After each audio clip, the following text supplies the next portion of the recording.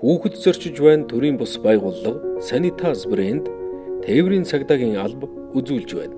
Тэгээс 10 насны хүүхдийг зам тээврийн ослоос урьдчилан сэргийлэх аргачлал. Монгол улсын хэмжээнд 2020 онд зам тээврийн осолд 625 хүүхэд өртснөөс 561 хүүхэдэнд хүн түнгийн хэлбэрээр гэмтэж 64 хүүхдийн амьс хохирсон байна. Хүүхдийг зам тээврийн ослогоос урдсан сэргийлэхийн тулд эцэг эх, асран хамгаалагч, бүх шатны боловсролын байгууллага, нийгмийн ажилтан хэрхэн хүүхдийн аюулгүй байдлыг хангах, мөн замын хөдөлгөөнд оролцох дадал хвшлийг зөв суулгах аргачлалыг заах шаардлагатай байна. 2020 онд зам тээврийн ослогийн улмаас амь хохирсон 3 хүүхэд дутмын нэг нь буюу 64 хүүхдээс 23 хүүхэд нь хөдөлгөөн эхлэх үед автомашин дайрагдаж амнаас эрүүлэн дээрээ хохирчээ.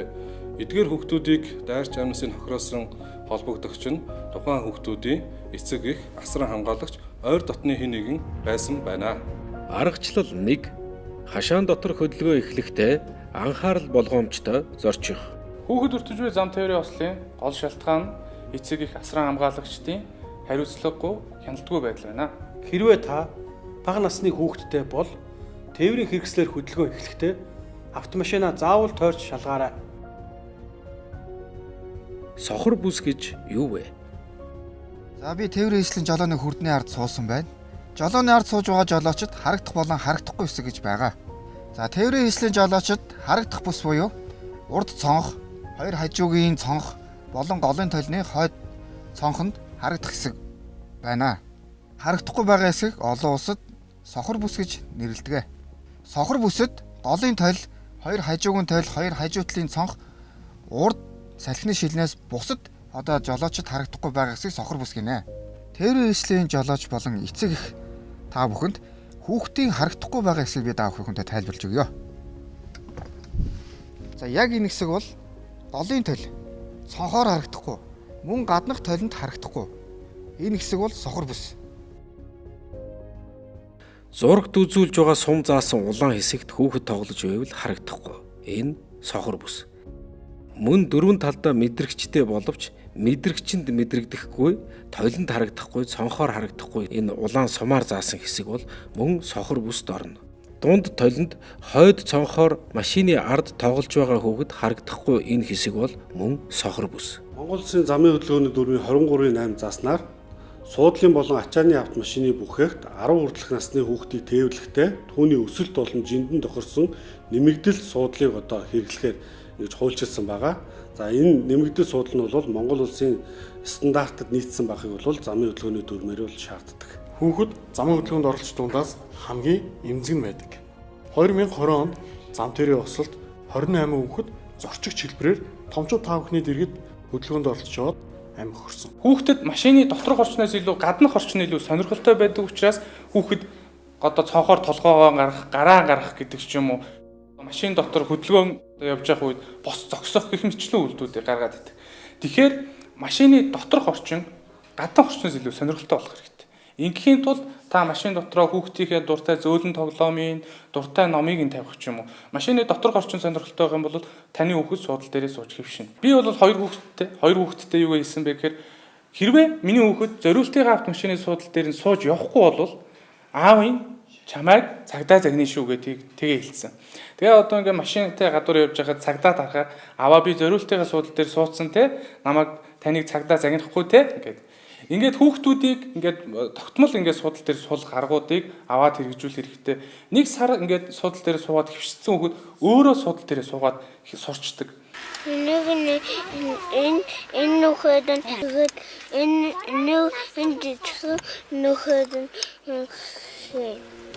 Аргачлал 2. Хүүхдийг автомашины зориулалтын суудалд суулгаж замын хөдөлгөөнд оролцох. Хүүхдийг яагаад автомашины зориулалтын суудалд суулгах ёстой вэ? Автомашины хүүхдийн суудал үнэтэй юу? Монгол Улсын замын хөдөлгөөний дүрм зааснаар жолооч бол дараах үүргийг хүлээдэг. За хамгаалах хэрэгслээр тоноглогдсон тээврийн хэрэгслээр зорчигчийг тээвэрлэхдээ хамгаалах бүсийг зүүлэх. За мөн 10 хүртэлх насны хүүхдийг зориулалтын суудалд суулгаж тээвэрлэх үүргийг хүлээдэг. Монгол улсад 10 хүртэлх насны хүүхдийг зориулалтын суудалд суулгаж тээвэрлээгүйгээс дээрх бага насны хүүхдүүд илүү хүнд бэртэл хэмтэл авж байгаа тохиолдлууд бол маш сэтгэл хөдлөсөн тоог сүүлийн үед үзүүлж байна. За манай хоёр хүүхэд бол жишээ нь суудал дээр өөрөө суугаад сурцсан, өөрсдөө бүсэлдэг. А би зарим нэг тохиолдолд санамсаргүй байдлаар одоо хүүхдээ суудал дээр суугаас өмнө хөдлөх үед намайг загиндаг болсон. Би суудал дээр суугаагүй штэ аав яагаад машин хөдлөх гээд байгаа гэд загиндаг болсон. Тэгэхээр танд хамгийн түрүүнд зөвлөх зүйл бол машины доторх орчин хүүхдэд зориулж ойр орчмыг нь одоо зөөлөн тоглоом, дуртай зүйлсээр нь одоо бүрдүүлээрэй гэж зөвлөх байна. Эцэг их асран хамгаалагч нарт би ингээд сургалт ордог. Тэгээд та хүүхдийн зориултын суудалтай гэхлээр суудлуу гэдэг. Тэгээ яагаад гэхлээр үнэтэй байдаг гэсэн хариулт өгдөг. Тэгэхээр би асуудаг. Таны машин ямар үнэтэй вэ гэхээр 50, 60, 100, 200 сая тий. Хэдэн 10 саяар илэрхийлэгдэх тоо ирдэг. Тэгтэл хүүхдийн автомашины суудал хэрэглэгжсэн зааны 50 мянгатай, за шинэ нэг 100 мянга, 200 мянга төгрөгийн үнэтэй. Тэгээд хүүхдийн тань асал эндэгдэл аюулаас хамгаалan, зам тээврийн ослоос хамгаална гэдгийг эцэг их асран хамгаалагчсан маань өөрсдөө хүлээж авдаггүй. Тэгэхээр хариуцлагагүй энэ үйлдэлээ чинсээ татгалзаач яа гэж хэлж байгаа. Ууг нь таны машинтай харьцуулахад маш багахан төсөвтэй дээр суудал. Тэгээд тэрэнд зарцуулах мөнгөө үнэтэй гэж үлээгээд аваад идэг нь эцэг их асран хамгаалагч бидний хариуцлагагүй за энэ суудлын ямар хэрэгцээ шаардлага байгааг ойлгохгүй байгааг илэрхийлж байгаамаа. Тэгээд эндээс ингээд санх татсан. Хөдөө орон нутгийн замд зорчихдоо 80 хүртэлх км цагийн хурдыг сонгоно. Суурин газрын гаднах зам буюу иргэдийн хилж заншснаар орон нутгийн замд тээврийн хэрэгслийн зөвшөөрөгдөх дээд хурдыг цагт 80 км/цагаар Монгол Улсын замын хөдөөний дүрмд тогтоож өгсөн байдаг.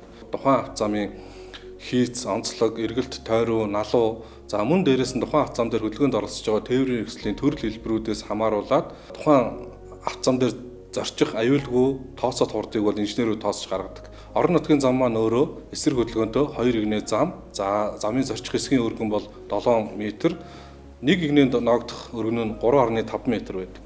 Тэгэхээр эдгээр одоо орон нутгийн зам дээр том оврын автомашин, суудлын автомашин, автобус ингээд бүх төрлийн тээврийн хэрэгслүүд зэрэгцээд холбон хөдөлгөөнд бол оролцдог байж байгаа. Эдгээр тээврийн хэрэгслүүдийн аюулгүй зөрж өнгөрөх хурдыг авто замын одоо хийцийн онцлогоос хамааруулаад инженерүүд тооцоолсон байдаг. Ингээд тооцоод аюулгүй хурдыг бол тооцож гаргахдаа Монгол Улсын нутаг дэвсгэрт орон нутгийн замд дээд хурдыг бол 80 км/цагаар бол тогтоож өгсөн байдаг. Үүнээс илүү хурдтай явах юм бол нөгөө хоёр тээврийн хэрэгслийн зөрж байгаа аэродинамикийн урсгалын хүчнээс шалтгаалаад автомашин онхолдох энэ эрсдлүүд бол гарч ирдэг. Автомашин үйлдвэрлэгчдийн зүгээс бол бас автомашин хэрэглэгч нарт дараах зөвлөмжийг бол бас хөргүүлсэн байдгийг та хүндээ хэлье. Хэдийгээр та хамгаалах бүсээ зүүсэн, хүүхдээ аюулгүй суудалд суулгасан хэдий ч зөвшөөрөгдсөн хурд болох 80 км/цагаас илүү хурдтай явж байгаад осол аваарт орсон үед таныг тэр хамгаалах бүс, таны хүүхдийг хамгаалах суудал хамгаалах боломжгүй юм аа. Яагаад гэвэл хурд гэдэг зүйл маань өөрөө таны амьд үлдэх магадлалыг зөвхөн 20% одоо байлгадаг. Үлдсэн 80% нь одоо амь эрсдэнэ гэсэн. Иймээс та зөвшөөрөгдсөн дээд хурд болох 80 км/цагаас бага хурдтай өөрөө хамгаалах бүсээ зүүсэн үр хүүхдээ зөв зориултын суудал дээр суулгаад хамгаалах хэрэгслэр дээр тээвэрлж явж байгаа тохиолдолд харин эсэргээрээ амьд үлдэх магадлал 80 хүртэл хувиар нэмэгддэг байна. Иймд тээврийн хэрэгслийн тогтоосон техникийн хурд физикийн хуулийг та заавал дагаж мөрдөрөө ингэснээрээ хайртай үр хүүхдийнхээ болон өөрийнхөө амь насыг осол аваарын үед хамгаалах ийм боломжтой гэдгийг иргэд маань ойлгох хэрэгтэй. Монгол Улсын замын хөдөлгөөний дүрм зааснаар явган зорчигч маань замын хөдөлгөөнд оролцохдоо үүргийг хүлээж оролцдог байгаа. Ингэж оролцохдоо явган хүний гарц гарамтай замын гарц гарамтай хэсгээр зам хөндлөн гарах үүргийг хүлээдэг. Хэрв зэ явган хүний гарц гарамтай замын гарц гарамгүй хэсгээр зам хөндлөн гарсан зам тээврийн осолд хүртэх шалтгаан болсон тохиолдолд явган зорчигч маань өөрөө хохирдог ийм замын хөдөлгөөний дүрм үйлчилж байна. Томчууд бид жолоо барьж явах үедээ замын дэргэд тоглож байгаа хүүхдүүдийг хараад автомашинаас эдгээр хүүхдүүд болгоомжлно гэж ойлгодог. Гэтэл харин эсэргээрээ томчууд бид хүүхдүүдээс болгоомжилж хажуугаар нь өнгөрөхдөө хурдаа хасч аюулгүй байдлаа хангаж өнгөрөх ёстой. Учир нь замын хажуу тоглож байгаа хүүхдүүдийн оюун бодол өөр зүгт төвлөрсөн байдаг. Замын эсрэг талд тоглож байгаа найз руугаа гүйсэн тоглож байгаа бөмбөгөн зам руу орох үед та бидний эрсдлийг тооцоолгүй автомашины урдуур гинт гүйдэг. Энэ үед томчууд бид л болгоомжтой байж бяцхан өрсөө хамгаалах ёстой. Хүүхэд өртсөн 10 нас тутмын 2 нь жолооч зогсоо харах хэмжээг оройдож авснаас шалтгаалan гарсан байдаг. Учир нь жолооч нар хороолол, сургууль цэцэрлэгийн дэргэдүүр өнгөрөхдөө замын хөдөлгөөний дүрмд зааж өгсөн 20 хүртэл км цагийн хурдыг хэтрүүлдэг нь зогсоо гарах хэмжээ авах боломжийг үгүй хийж хүүхэд багчуудад эрсдэл ихээр учруулах үндсэн шалтгаан болдог. Иймд жолооч та сургууль, цэцэрлэг, хороол орчимд хөдөлгөөнд оролцохдоо замын хөдөлгөөний дүрмд заасан 20 км цаг хүртэлх хурдыг хэтрүүлэхгүйгээр анхаарал болгоомжтой хөдөлгөөнд оролцохыг танд зөвлөж байна. Хүүхдүүд эцэг эхийнхээ үйлдэлийг дуурайдаг. Хайртай өрсөлдөөн төлөө эцэгчүүд та бүхэн зөв үлгэр дуурайд үзүүлээрэй. Явган замаар буруу зурчснаас болоод хүүхдтэйгээ буруу зурчснаас болоод зам тээврийн осол их гардаг. Тэгээ нэг эмгэгдэлтэй кейсүүд байдаг. Гэхдээ энэ бас нийтлэг тохиолддог. Хүүхдэд дагуулаад дэлгүүр орсон баг. Тэгээ хүүхдтэй юм авчаад хариулт мөнгөний өөрт нь өгсөн. Тэгээ хүүхд нөгөө гартаа барьж явж байгаад явган замаар явж ирсэн чинь нөгөө салхи босоод гартах мөнгө нь хийсээд тэгээ нөгөө мөнгө нь хийсээд машин зам руу орсон баг. Хүү ихийн завдалгүй нөгөө хүүхд нь машин зам руу ороод автобусанд мөргүүлсэн тохиолдол гарч ирсэн. Ийм тохиолдлууд айгүй их байдаг. Тэгэхээр явган замаар явахдаа хүртэл хүүхдтэй зурчихдоо тэр замын цагдаас гарч байгаа зөвлөмжүүдийг заавал мөрдөх шаардлагатай. Тэгээ энэний чи ард одоо энэ замын цагдаас гарч байгаа зөвлөмжүүдийн чинь ард дандаа ийм кейс, ийм тохиолдлууд байдаг. Бүр харамсалтай. Тэр зүгээр л салхи босоод гарт нь байсан мөнгө нь хийсэл машин зам руу ороод автобусанд мөргүүлчихэж байгаа. Хүүхэд өрцөн 10 осол дутмын нэг нь согтуу жолоочийн буруутай үйлдэл улмаас гарсан. Согтуугаар тээврийн хэсэл жолоодох нь санаатай үйлдэл юм. Замын хөдөлгөөнд оролцогч жолооч та бүхэн явгууны гарц руу ойр тээврийн төгсөлтөө хурдаа хасаж мөн зэрэгцээ хийнэнд явж байгаа жолоочтойгоо мөн адил явгууны гарцан дээр зам тавьж өгөх шаардлагатай. Учир нь зэрэгцээ хийнэнд зам тавьж өгөөд зогсож байгаа тээврийн хэслийн цаанаас хүүхэд гарч ирнэ гэдгийг тооцоолдоггүй, хурдаа хасдаггүй, ослол гарах шалтгаан нөхцөл болдог. Замын хөдөлгөөний дүрм дээр 10 хүртэлх насны хүүхдийг замын хөдөлгөөнд харгалц хүн насан туршаагүй харгалц хүнгээр оролцуулахгүй гэдэг дүрм заалттай байгаа. Тэгээд замын хөдөлгөөний дүрм, замын хөдөлгөөний энэ журмууд яадаг вэ гэхээр хүний амь нас эрүүл мэндтэй холбогдсон байдлаар яг тэр бодит жишээнээс болж энэ дүрмүүд гарч ирдэг.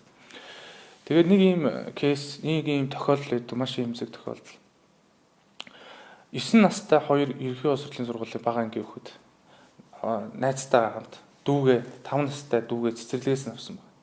Тэгээ багш нь ерөөсөө тэгж хүүхдийг өгдөггүй байсан. Одоо насанд хүрээгүй хүүхдэд одоо бага насны хүүхдэд өгж явуулдаг байсан.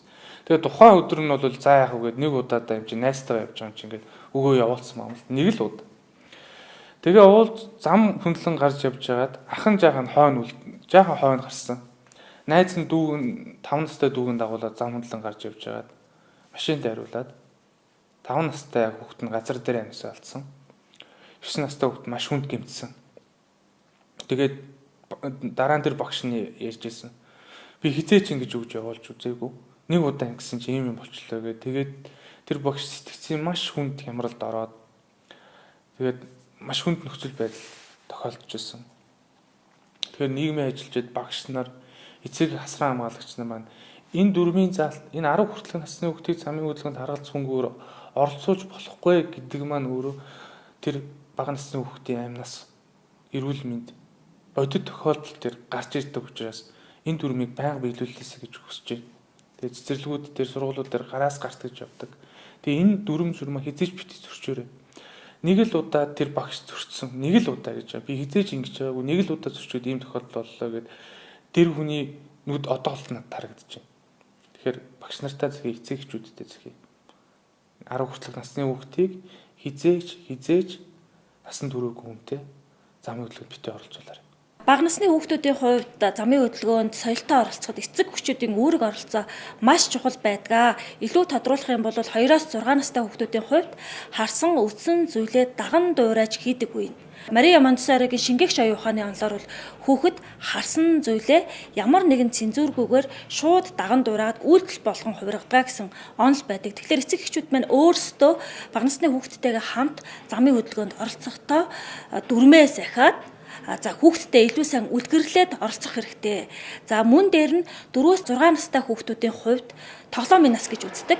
Тоглоомоороо дамжуулаад нийгмийн харилцаанд суралцдаг, за асуудлыг шийдвэрлэх чадварт суралцдаг энэ нас нь явагдчихэдэг. Тэгэхээр 4-6 настай хүүхдүүдтэй замын хөдөлгөөний соёлыг, замын хөдөлгөөний дүрмүүдийг таниулж мэдүүлэхийн тулд тоглоомоор нь дамжуулж ойлгуулах боломжтой байгаа. Өөрөөр хэлбэл замын цагтаа болох, за замын хөдөлгөөнөөр үйлчлүүлж байгаа иргэд болгож тийм ээ тоглоулах гэх мэтчлэн тоглоомоор нь дамжуулж эдгээр дүрмүүдийг ойлгуулахад маш хүлээн зөвшөөрөх боломжтой. 5-6 настай хүүхдүүдийн хувьд ямар нэгэн дүрмийг сайн ойлгоод авчих юм бол бүрэн ягштал баримталж тэр дүрмээ бусдад бас шаардах юм боломжтой нас нь байдаг учраас энэ насных нь онцлогтон тохируулж эцэг эхчүүд маань таниулах үйл ажиллагаагаа мөн дээр нь үлгэрлэх байдлаар хүүхдүүдтэй замын хөдөлгөөний соёлыг үлгэрлэж үзүүлж байгаарэ. Тэгэхгүй бол нэгэн удаа эмчингээд замын хөдөлгөөний гарцгүй газраар гарчихлаа.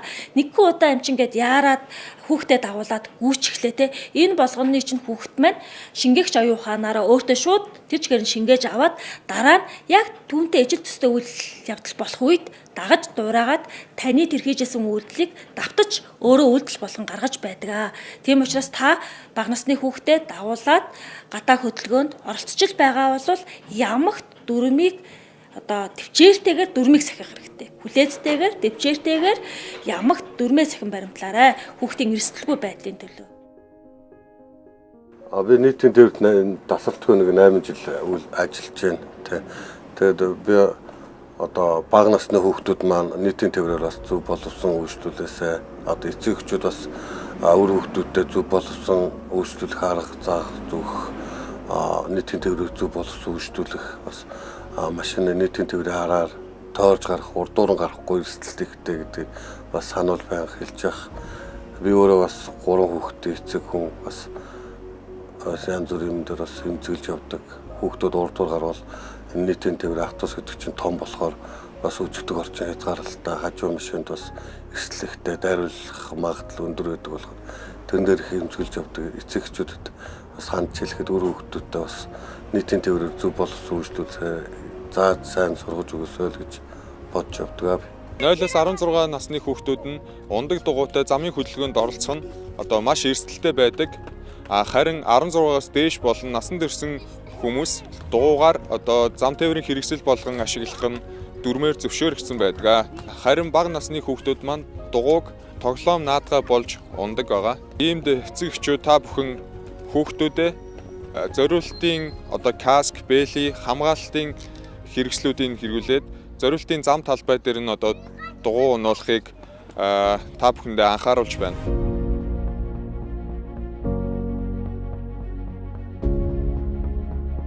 Эцэг эхчүүдээ тэгээс 10 насны хүүхдийг замын хөдөлгөөнд оролцуулахдаа харгалзах хөнгүүгээр оролцуулахгүй байхыг анхаараарай. Бага насны хүүхдтэйгээ замын хөдөлгөөнд оролцохдоо баруун гарын дүрмийг баримтлаарай. Зам хөндлөн гарахтаа эхлээд цагаан гарцсан дээр ирж зогсоод ногоон гэрэл асахыг хүлээнэ. Ногоон гэрэл асны дараа хүүхдийнхээ баруун гарыг өргүүлнэ. Ингээд тээврийн хэрэгсэл зогсны дараа зам хөндлөн гарахыг анхаараарай.